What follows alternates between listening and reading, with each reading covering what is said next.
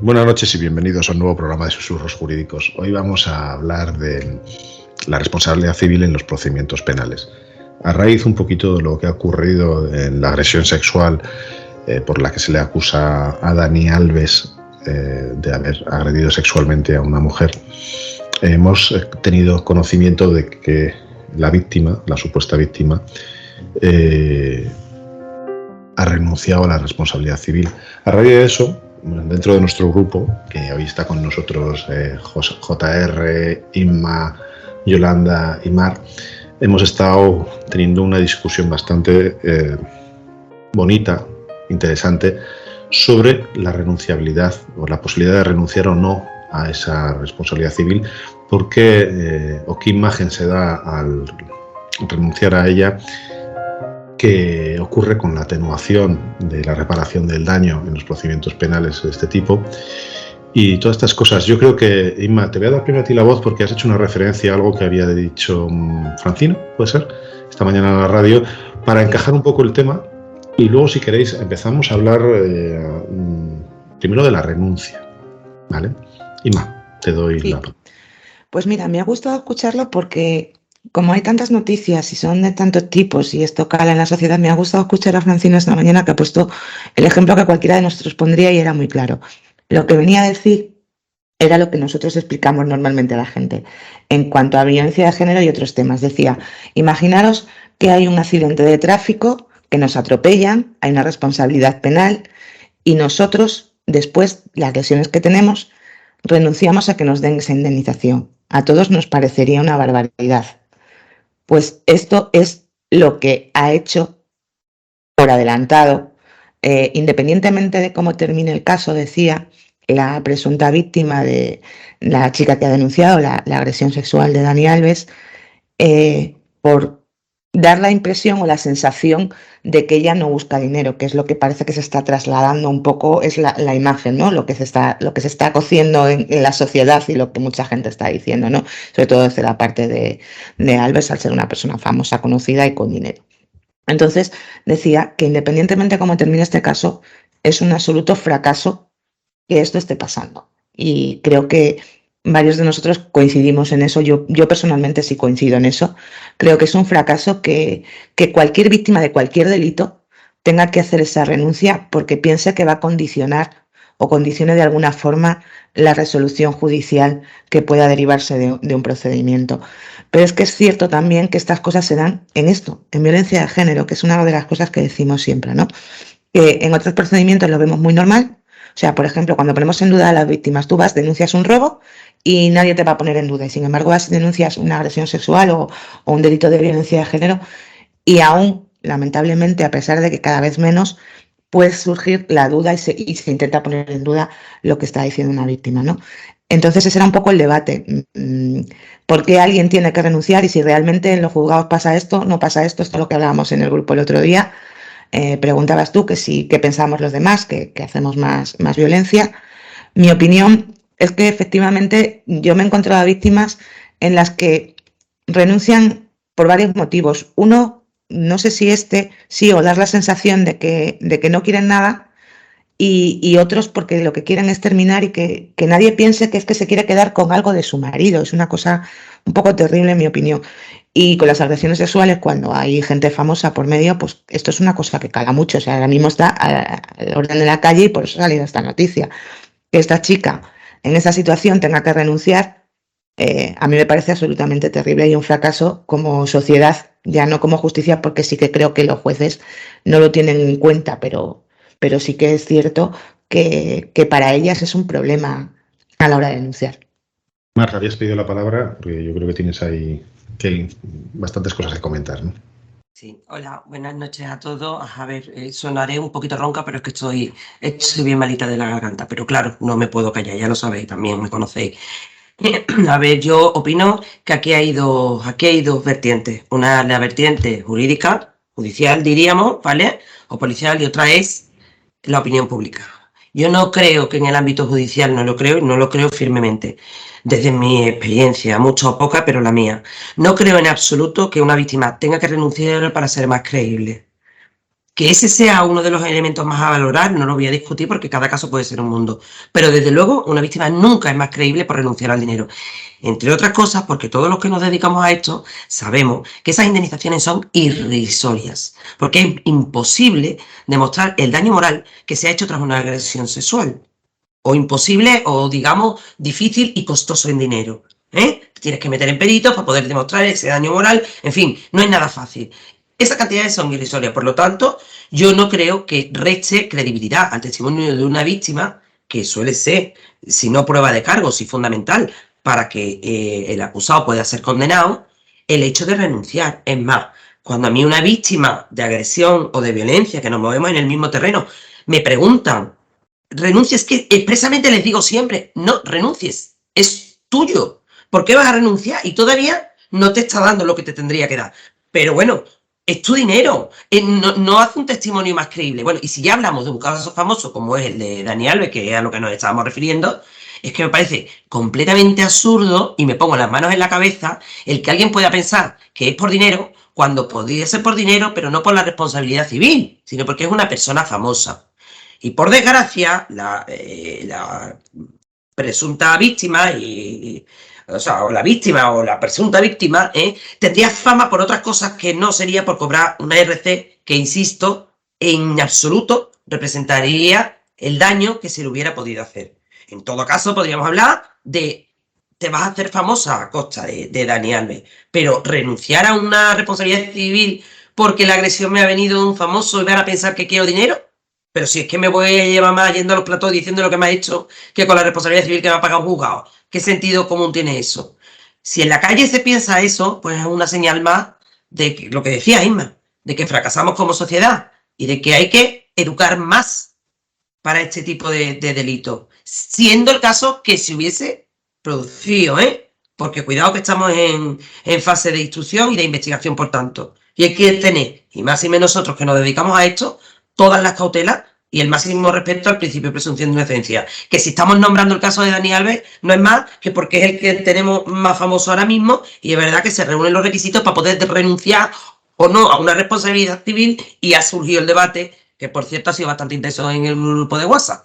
Así que esa es mi opinión. Y bueno, ya hablaremos luego de lo que nos contaba Yolanda, lo que nos decía Yolanda de esa RC que es irrisoria, pero sí se aplica como atenuante. Ese también es un tema muy interesante que ha introducido antes Yolanda y que espero que luego toquemos.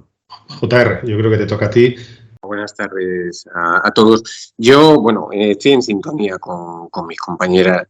Sin embargo, yo creo que esto es una cuestión que proviene de la sociedad que tenemos. Tenemos una sociedad todavía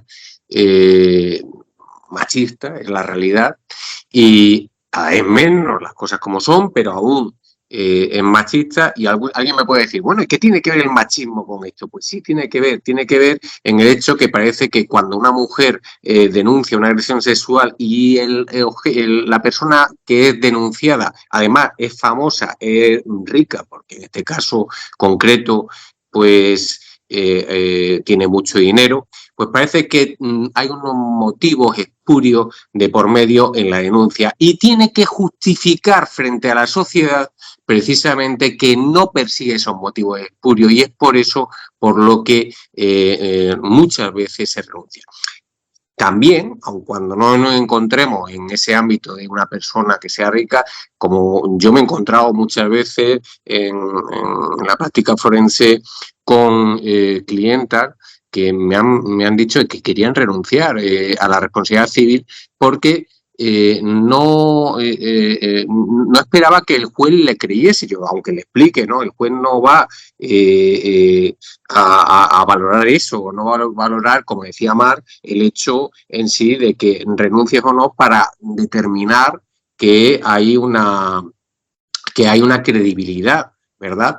No obstante, es verdad que hay veces que, si lo pensamos en el ámbito del Tribunal Constitucional, en el ámbito de la jurisprudencia, cuando establecemos y solamente hay una declaración como base de prueba de la víctima, una de las cuestiones para los parámetros de lo que es la declaración y la credibilidad de la declaración es que no haya motivos espurios de por medio. Y puede utilizarse por la defensa que hay un motivo espurio para sacar dinero.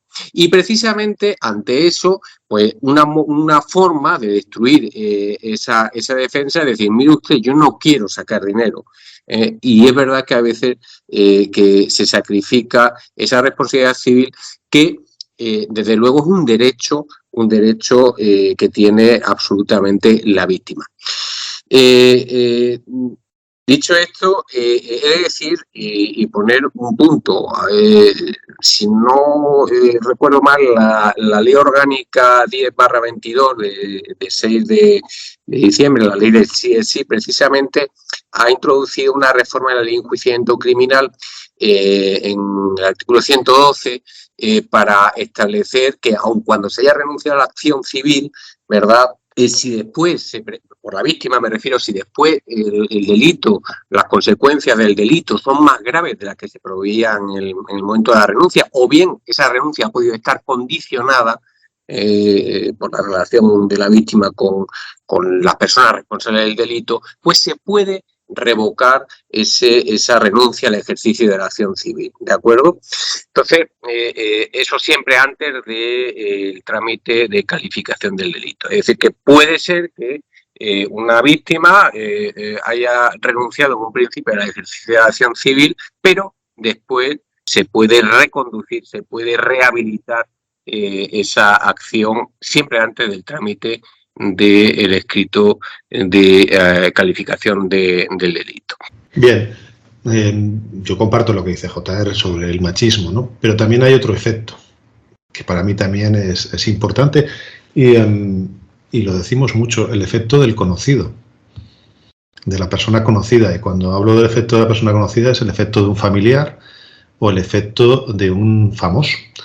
Tendemos a tener una sensación de conocerle, que es simpático, y nos cuesta más creer que sea mala persona, inconscientemente.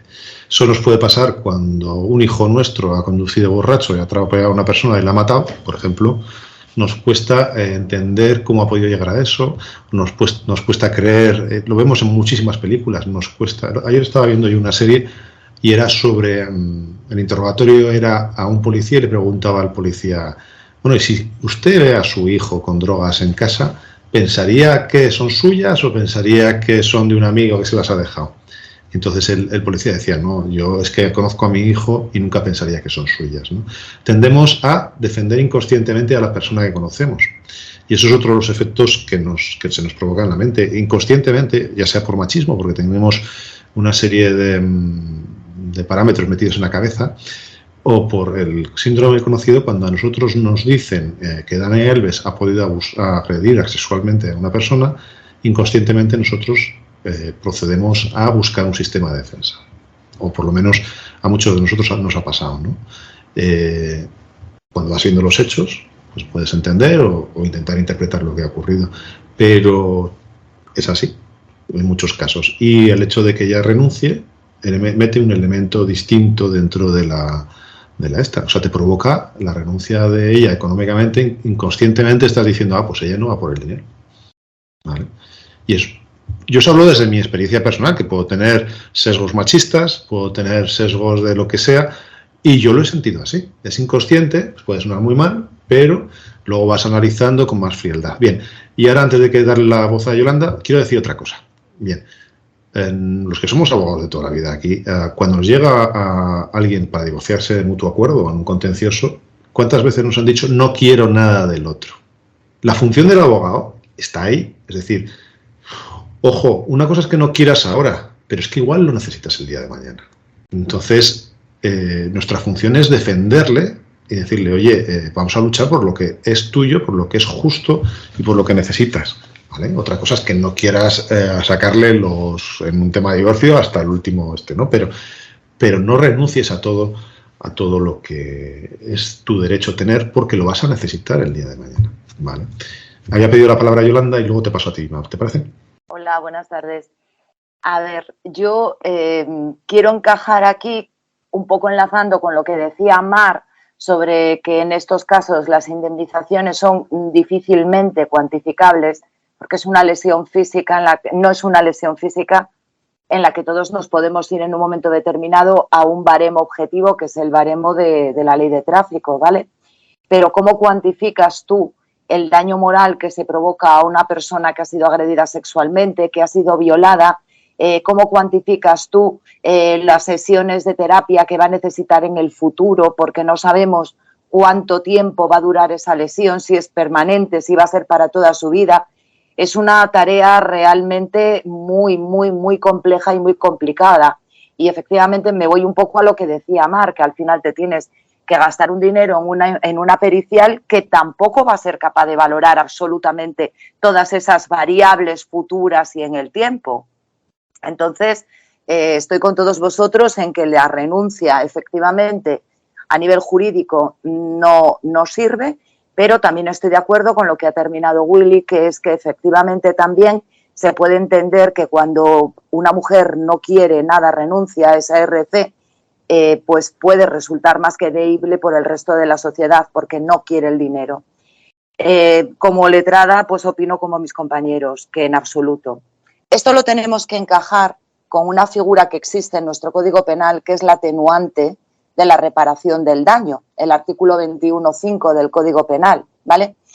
Y es que a mí me ha pasado en un par de ocasiones, sobre todo en una muy sangrante a nivel personal, en un asunto que llevé en el despacho, por una violación, por una agresión sexual del marido a su mujer, y la indemnización, efectivamente, mi clienta también quería renunciar a ella, yo no la dejé, y la indemnización se fijó en una cantidad que creo recordar que eran unos 10.000 y pico euros, sumadas todas las lesiones físicas objetivadas y una cantidad que creo recordar que fue 5.000 por concepto de daño moral, ¿vale? Repasando nuestra jurisprudencia más reciente, hay 3 sentencias entre noviembre y diciembre. Fijaros el volumen de agresiones sexuales, de recursos sobre esto que están llegando al Tribunal Supremo, porque he encontrado 3 en un primer vistazo. Para que veáis, la sentencia del Tribunal Supremo 995-2022 de 22 de diciembre, en el que es un tema de unas agresiones sexuales a menores continuadas en el tiempo, se fija la responsabilidad civil en 5.000 euros. Que fueron ingresados y se le aplica el atenuante de reparación del daño. ¿Cómo podemos decir que el pago, la consignación judicial de 5.000 euros tiene que servir obligatoriamente para aplicar una reparación del daño? Es que es algo que me pone los pelos de punta, sinceramente os lo digo, me los ha puesto siempre y más en estas situaciones. Hay otra, la 951-2022 de 24 de noviembre, por violación. Se consignan 3.000 euros porque era la fianza que se pide en el auto. Se condena definitivamente a 6.000 y se le aplica también la atenuante de reparación del daño. Que se aplique el atenuante, para los que no sois juristas, quiere decir que la pena se le va a rebajar y se le va a rebajar de tal forma que en este caso quedó en 3 años. Hay otra en la que en un primer momento se acogió incluso como muy cualificada porque se habían consignado un poco más dinero del que se pedía por la RC en el escrito de acusación del Ministerio Fiscal. Y posteriormente el Tribunal Supremo dijo que no se podía aplicar como muy cualificada. Estamos hablando en 3 sentencias de que una responsabilidad civil por una agresión sexual, de forma continuada, en el caso de los menores que he explicado en la primera sentencia, es valorada en 5.000 euros. O sea, es que me parece, sinceramente, se me ponen los pelos de punta con todo esto. Y enlazando con lo que muy bien decía JR, respecto a la ley del sí es sí, a la Ley Orgánica 10/2022, es la primera vez que sí que en esta ley se establecen en los artículos 52 a 57 unos criterios y se reconoce como tal que las víctimas de violencias sexuales tienen derecho a la reparación, lo que comprende la indemnización a la que se refiere el artículo siguiente y todas las medidas necesarias para la completa recuperación física, psíquica y social. ¿Qué sucede? que posteriormente en el desarrollo del siguiente artículo, que es a lo que nos tendríamos que ir, pues sí que se establece que la indemnización por daños materiales y morales, que corresponde a las víctimas de agresiones sexuales, debe garantizar la satisfacción económica evaluable de al menos los siguientes conceptos: daño físico y psicológico, incluido el daño moral y el daño a la dignidad; pérdida de oportunidades, incluidas las oportunidades de educación, empleo; daños materiales y pérdida de ingresos, incluido el lucro cesante; daño social entendido como el daño de un proyecto de vida; tratamiento terapéutico, social y de salud sexual. Vuelven a ser unos conceptos jurídicamente tan amplios que cómo se puede valorar con estas líneas todo ese padecimiento, todo ese sufrimiento, y cómo podemos entrar a hacer una valoración correcta. Yo creo que la vía es porque esto se asuma efectivamente como algo normal. Si a mí me roban, quiero ser resarcida por el importe de lo que me han robado, y ahí es muy claro y tenemos una cantidad exacta. Y en el concepto de daño moral, yo creo que la culpa en parte también es nuestra por ir tirando por lo bajo y solicitar RCs de tan escasa cuantía como las estamos solicitando. Empezar a valorar correctamente o de una forma muchísimo más alta lo que puede ser una RC por un daño moral como el que sufre una persona agredida sexualmente, o cualquier otro tipo de lesiones que impliquen una lesión psíquica a su vez. Bien, antes de darle paso a Inma, si te parece, voy a hacer referencia a dos películas. ¿Por qué estamos hablando de dinero? Vale. Quizá los que no lleven agresiones sexuales no hayan tenido una víctima y no sepan lo que es, o no hayan visto desde cerca lo que es, ¿no? Hay dos películas que hay una que no la quiero ver y ni la voy a ver en mi vida porque toda la gente que me ha dicho es terrible, de dura, que es Irreversible, de Mónica Bellucci, del año 2002. Narra durante 9 minutos la violación a Mónica Bellucci. Debe ser terrible, yo no sé de gente que la ha visto y se tuvo que salir del cine. Pero se ve la violación y se ve la evolución psicológica o psiquiátrica de Mónica Bellucci en esa película. Debe ser terriblemente dura. Vale. Pero a mí sí que hay una que me metí en el cine sin saber a qué iba, cuando en el 96 se iba al cine y veíamos películas, pues eso es lo que nos metíamos, de tres guaperas que eran a la misma espera. Estaban Kevin Bacon, Robert De Niro, Brad Pitt, Jason Patric, vamos, la típica película que decías, esto. Bueno, pues narra los abusos sexuales o las agresiones sexuales a 3 menores en un internado. Es terrible la evolución, pero se ve la evolución desde que son niños hasta que son mayores y toda la afección psiquiátrica o psicológica que tiene eso. El tratamiento, y no voy a desvelar más lo que es la película, porque aquí siempre estaremos estudiando entre la justicia y la venganza los parámetros que hay, ¿no? Pero si queréis instruiros en la repercusión que puede tener esto fuera de la parte jurídica, os recomiendo estas dos películas. A mí la primera, la de Sleepers, la segunda de Sleepers, es que además era un pedazo de reparto con Dustin Hoffman también, Victoria Gassman, o sea, una barbaridad de película. Y yo salí con un mal cuerpo que si queréis verla, pues os la recomiendo. Y la de Irreversible debe ser terrible. Pero eso es para los que cuando piensen que se habla de pasta, de dinero y que se quiere sacar pasta, ¿cuándo ha ocurrido esto? Y cuando hemos tenido algún asunto de estos, la pasta, os aseguro que es lo de menos. Es lo de menos. Y que 10.000, 15.000 euros, que puede parecer una fortuna, es una mierda. ¿Vale? Entonces, esa era la pequeña aportación, Inma, antes de darte la palabra si quieres, pero vamos, que afecta. Ojo. Y los abogados, y ya termino, tendríamos que cobrar una pasta por llevar estos asuntos, porque lo que nos gastamos en psicólogos después no está pagado. Es decir, la afectación emocional que sufrimos es brutal, y el que piense que somos gente fría, pues es que es tonto, porque a todo el mundo le afecta simplemente tener que ver escenas o ver informes o ver esto, ¿vale? Así que nada, Inma, te doy la palabra. Bueno, pues nos afecta tanto que yo estoy casi llorando. Estas cosas nos afectan mucho.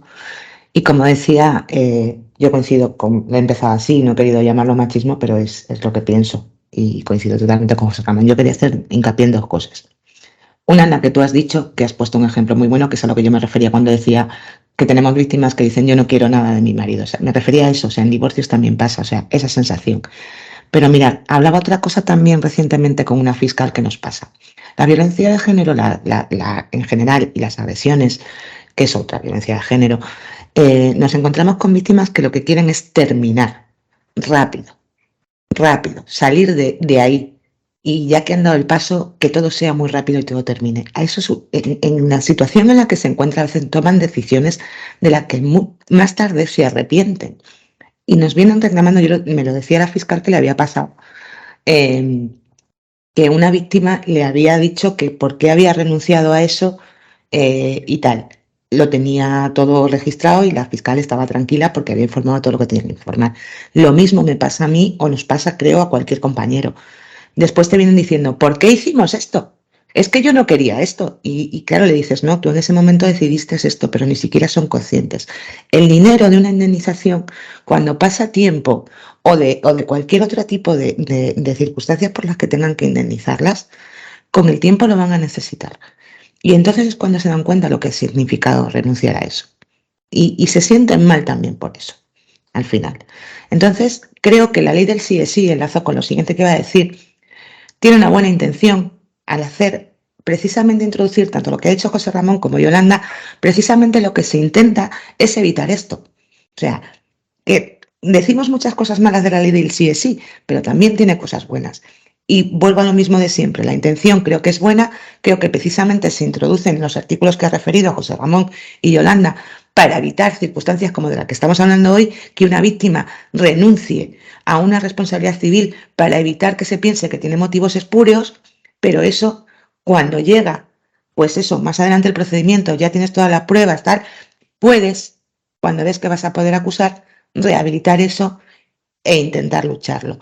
No sé si es la solución, como dice Yolanda, sí creo que los motivos son tan amplios que al final es un juez el que tiene que valorar, pero está bien introducir que los jueces ya tengan ahí unos parámetros. Son muy amplios, volvemos a lo mismo de siempre, son muy generales, pero por lo menos ya tienen que ponerse a valorar eso. Y como Yolanda dice, creo que nuestro trabajo, y como han dicho todos, habéis dicho todos, porque tú también lo has dicho, Willy, somos nosotros los abogados los que tenemos que informar muy bien, insistir y efectivamente empezar a subir las peticiones de responsabilidades civiles en las agresiones sexuales.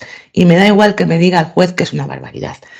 Los que pedimos y cambiamos la jurisprudencia, me cansaré de decirlo, somos los abogados.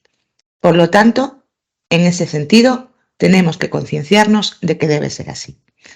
Y espero que este programa sirva también para que cualquier víctima entienda lo que estamos diciendo y, llegado el momento, no se vea en esta situación.